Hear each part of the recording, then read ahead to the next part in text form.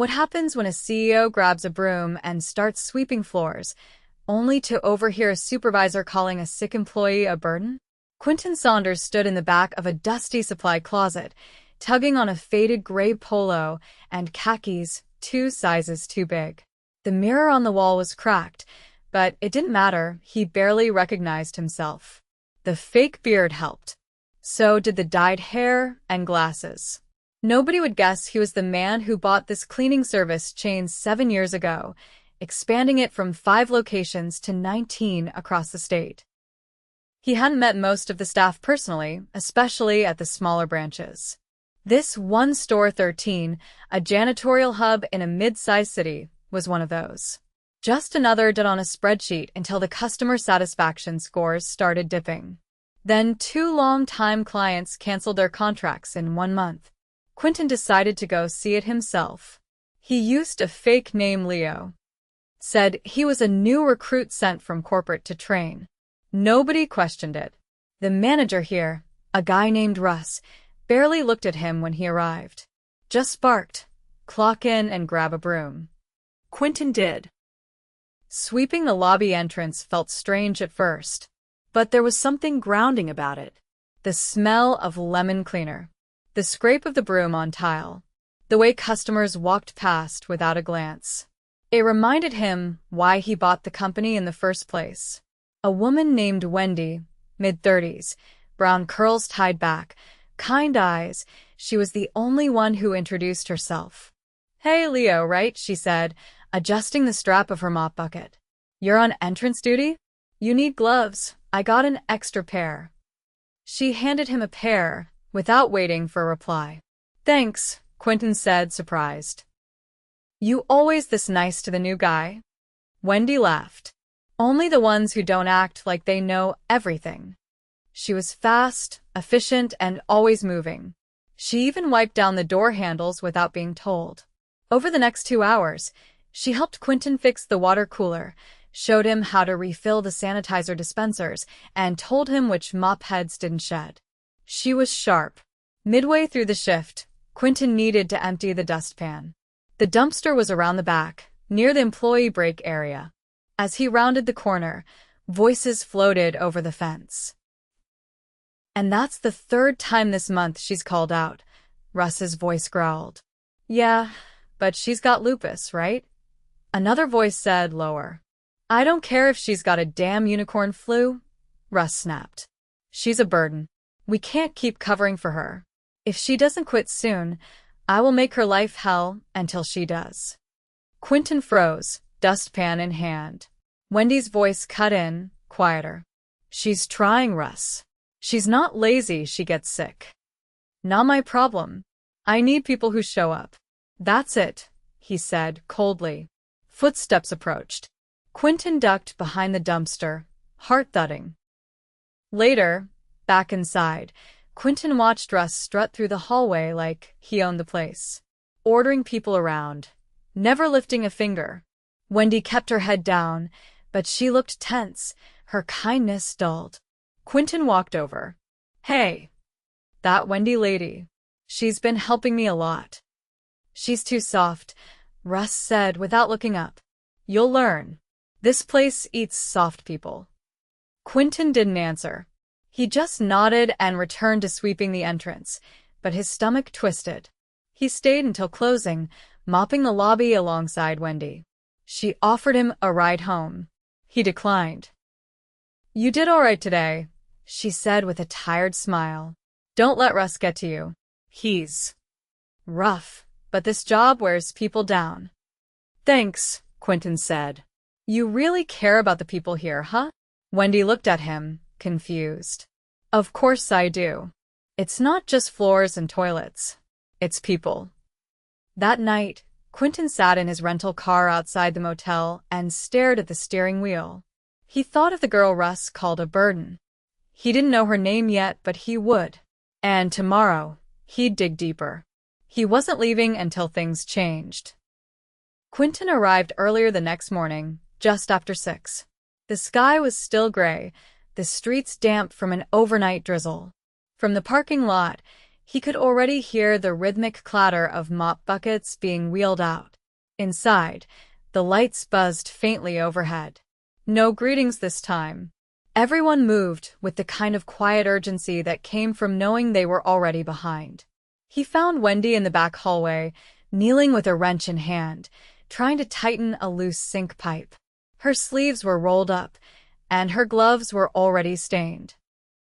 "Hey," Quentin said, crouching next to her. "Need a hand?" She glanced at him briefly. "Morning." "You know how to hold a flashlight." He did, and she nodded a quick thanks as she leaned in to realign the pipe. "Plumber was supposed to show yesterday," she said. "Didn't." "Again. You always handle this stuff?" She shrugged. "If I don't, nobody does." Once the pipe stopped leaking, she stood, wiped her hands on a rag, and said, "You're on vents today. Top floor. Ask for Miguel, he'll show you the ladder." As she walked off, Quentin headed upstairs. The top floor was quieter, mostly unoccupied offices. He found Miguel in a utility room coiling cords.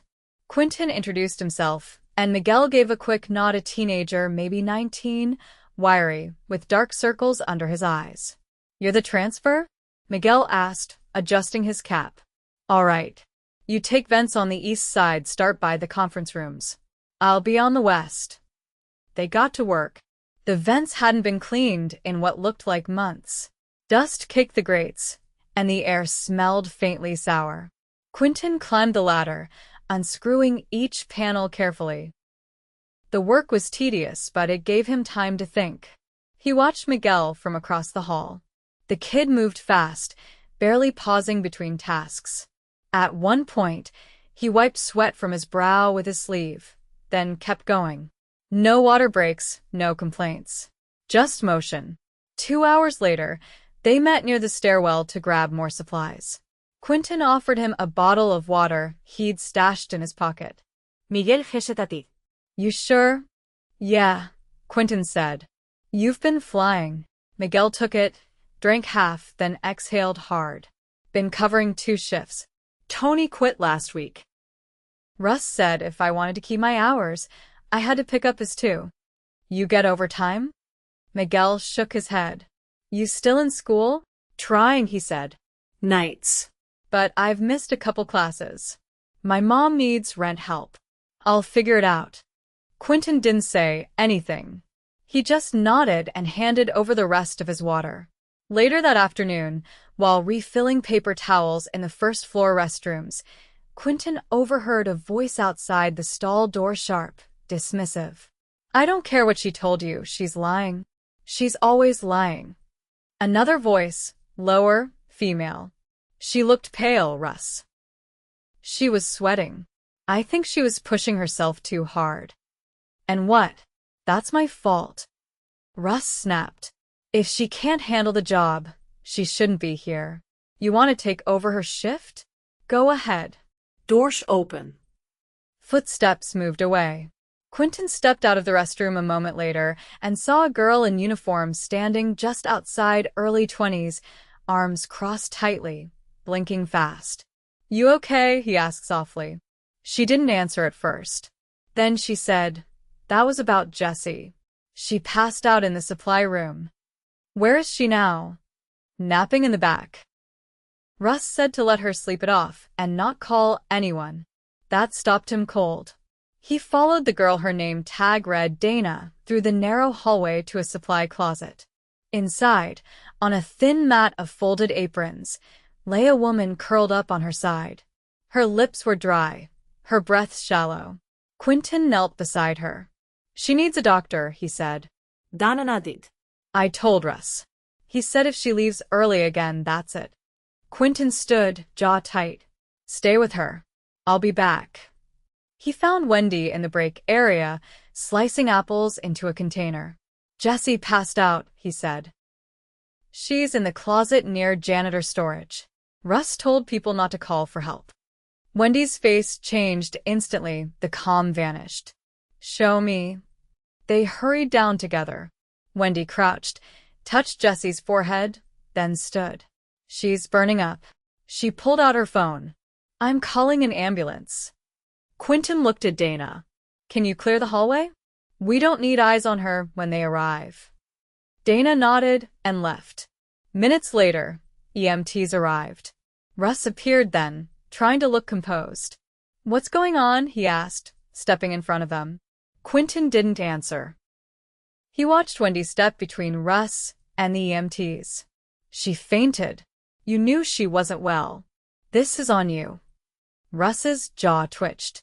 I didn't say she couldn't call out. I just said, no, Wendy said. You said you'd make her life hell. Russ's eyes flicked to Quentin.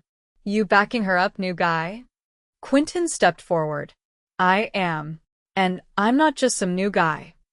He reached into his back pocket, unfolded a laminated ID, and held it up. Quentin Saunders. Founder. Owner.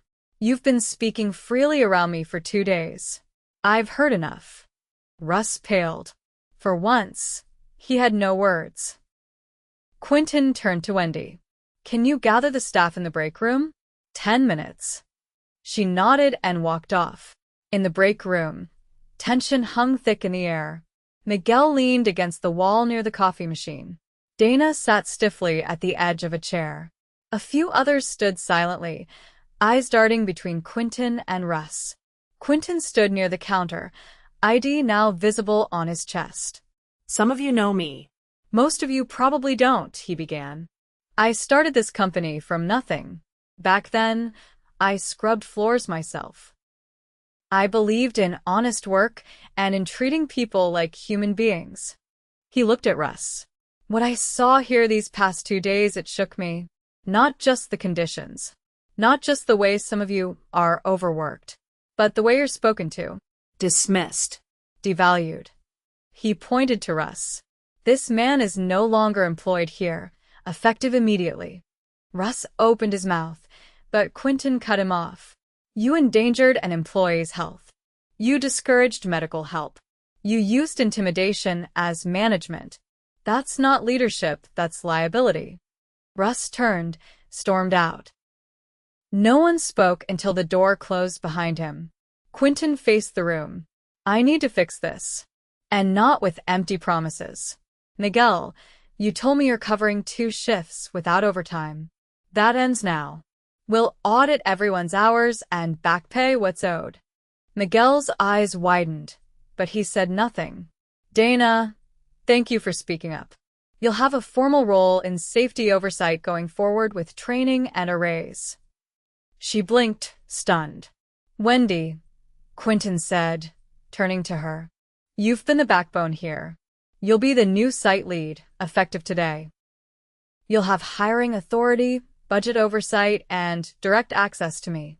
Wendy looked down, then back up. That's a lot. I trust you, Quentin said simply. He looked at the group. This isn't a reset just for this branch. We're launching a real review across all locations. I started this company with the belief that no one should be invisible. I won't let it drift into something I wouldn't be proud of. He paused. A few of you have held this place together despite everything. That changes now. Starting today. No aplausos. Just silence. Then, slowly, Miguel stood straighter. Dana exhaled. Wendy gave a small nod. It was a beginning, not a fix. Not yet. But Quentin had seen the truth. And now he was ready to rebuild from it. The morning after Russ was removed, Quentin returned to store 13 early again, this time dressed in his usual blazer and slacks, no disguise, no fake name. The sun had barely cleared the rooftops, casting pale light across the lot. When he stepped through the side entrance, the energy inside was markedly different. Not better, not yet, but quieter. The kind of quiet that follows a storm, when everyone's waiting to see what sticks. Wendy was already in the back office, standing beside an open laptop and a half-empty coffee.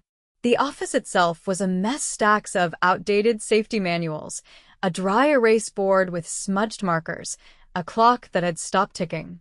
She looked up when Quentin entered, surprised. I thought you'd be in meetings with corporate, she said. I will be, he replied, setting down a folder. But not before we get this place functional. You're the lead now, but you're not doing it alone. She folded her arms and nodded once. All right. Where do we start? He opened the folder and pulled out a staffing map. You've got 17 active employees scheduled, and you're still down 2 positions. One janitor quit after Russ cut his hours without notice, and the other left 3 weeks ago with no replacement. First step is hiring. You'll screen, I'll sign off. Time cards are next. Wendy tapped the laptop. I've already started pulling them. Miguel's logged 34 extra hours this month without compensation. He's not the only one. Quentin leaned closer. I want a full audit for every employee here. Retroactive pay adjustments, no exceptions. We'll process them through HR directly. There was a knock at the door.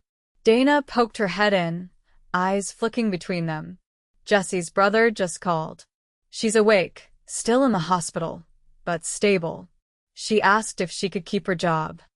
Wendy didn't hesitate. Of course she can. Quentin added, tell her not to worry about coming back until her doctor clears her. We'll pay her leave. Dana blinked, then gave a small nod and disappeared. Wendy looked at him. You're serious about all this? I didn't come here to make promises, Wendy. I came to make sure we deliver on them. She nodded slowly. Then let's keep going. The next hour was spent reviewing inventory, training schedules, and equipment requests. Quentin followed Wendy into the storage rooms, where broken vacuums leaned against the wall and mop handles were held together with duct tape. How long have these been out of commission? He asked. Some of them since spring. Russ said replacements were on order. I don't think he ever filed the requests. Quentin pulled out his phone. Send me a full list. We'll replace everything that isn't reparable within the week. As they walked back through the main floor, Miguel passed by, balancing a stack of cleaning supplies in both arms. Quentin stopped him. You got a minute? Miguel hesitated, then stepped aside. I want you to take your next shift off, Quentin said. Paid. You've been doubled up for weeks. You need a break. I appreciate it, Miguel said cautiously. But if I don't work, my mom falls behind on rent. I'll make it simple, Quentin said. Do the shift, but we're giving you a bonus to match the hours you've already worked unpaid. That's not optional, it's owed. Miguel's shoulders eased slightly. Thank you. I didn't think anyone noticed. I did, Quentin said. And so did Wendy. After he left, Wendy turned to Quentin. We're still running short. Even after hiring, we won't be fully covered for at least a week. I know, he said, which is why I'll be here again tomorrow. I can mop, scrub, refill dispensers. Whatever you need. You're the CEO, she said. And this is still my company. By early afternoon, a few of the employees gathered in the break room for lunch.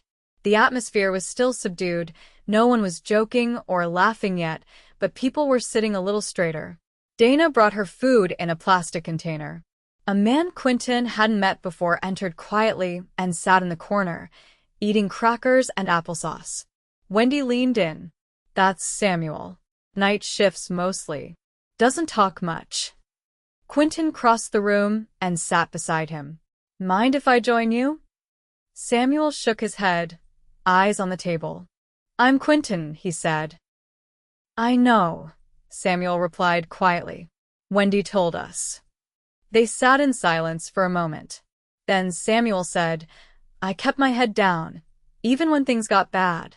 I figured if I didn't cause problems, I'd keep my job. You shouldn't have had to choose between silence and employment, Quentin said. That's going to change. Samuel nodded once, then went back to his applesauce. Later that afternoon, Quentin walked the perimeter of the building, where the dumpster area was still stained from runoff and the fence leaned inward at a crooked angle. An older woman in a navy uniform was scrubbing graffiti off the sidewall with a wire brush. He stepped beside her. Need help? She didn't look up. You the one who fired Russ? I am. Good, she said. He made me clean this wall 3 times last month with the wrong solvent. Burn my hands. Quentin frowned. Did you report it? She glanced at him now, eyes hard. To who? He was the one who gave the orders. He stepped back, took a photo of the wall, then crouched beside her. You won't be cleaning this alone again. We're hiring a maintenance crew to handle exterior tasks like this. You'll stay inside, where you're supposed to be. She narrowed her eyes. You're not just talking, are you? No, he said. I'm not. The rest of the day moved steadily. Wendy met with 2 candidates for the open positions. One didn't show. The other, a woman named Liana, calm and confident, walked through the building with Wendy, asking sharp questions about supply access and scheduling. Quentin watched from a distance. When they returned, Wendy gave him a nod. She's hired. Before leaving, Quentin gathered the team, those still on shift, in the main hallway just outside the break room. I'll be back tomorrow, he said. And every week after until we stabilize. I won't be hiding behind reports anymore. If something's wrong, you tell Wendy.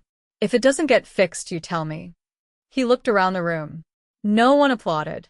But several people met his eyes this time. Miguel gave a short nod. Dana folded her arms, but didn't look away. As they dispersed, Quentin turned to Wendy. I know this is just the start. Yeah, she said. But it's the right one. He left the building as the evening shift rolled in, the parking lot now half full. The air was cooler, dusk settling in. For the first time in a long while, he didn't feel like an outsider in his own company. Tomorrow would bring more work, but tonight, he knew exactly where he belonged.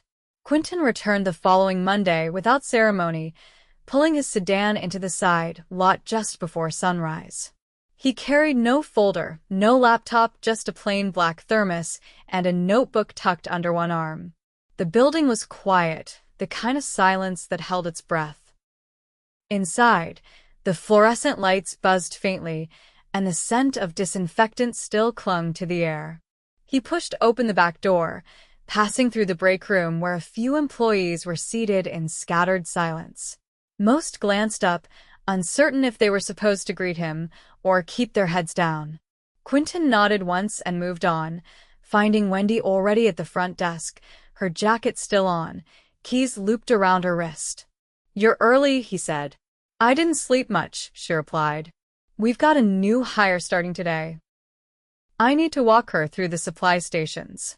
He fell into step beside her as they made their way down the corridor toward the janitor's closet.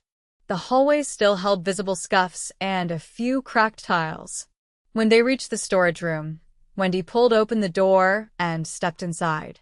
The new vacuum units were lined up along the back wall, all tagged and barcoded, but the shelving still sagged in places and the lighting flickered whenever the door moved.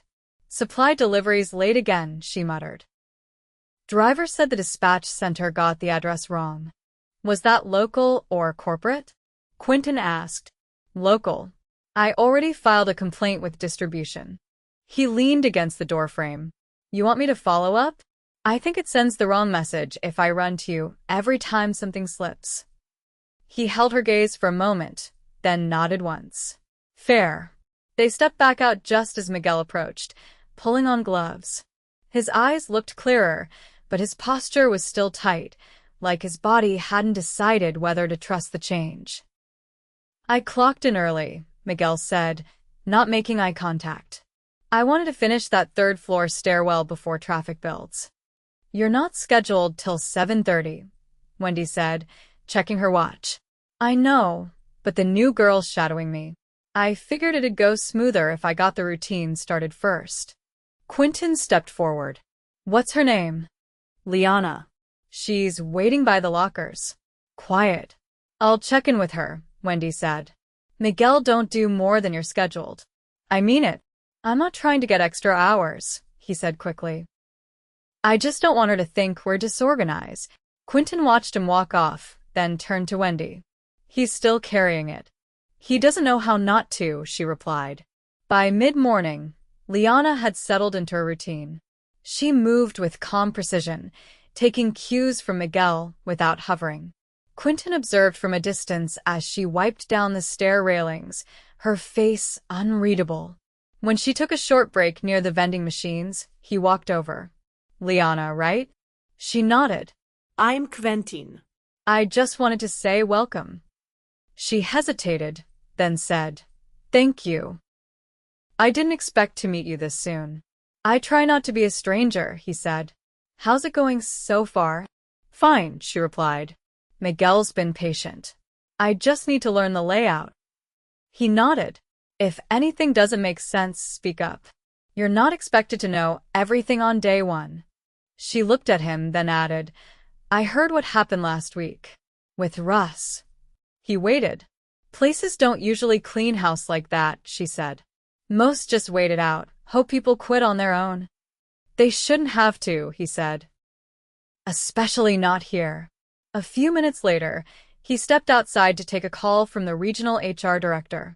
A discrepancy had popped up in the payroll system. 3 employees, including Samuel, had been coded as part-time despite consistently working full weeks.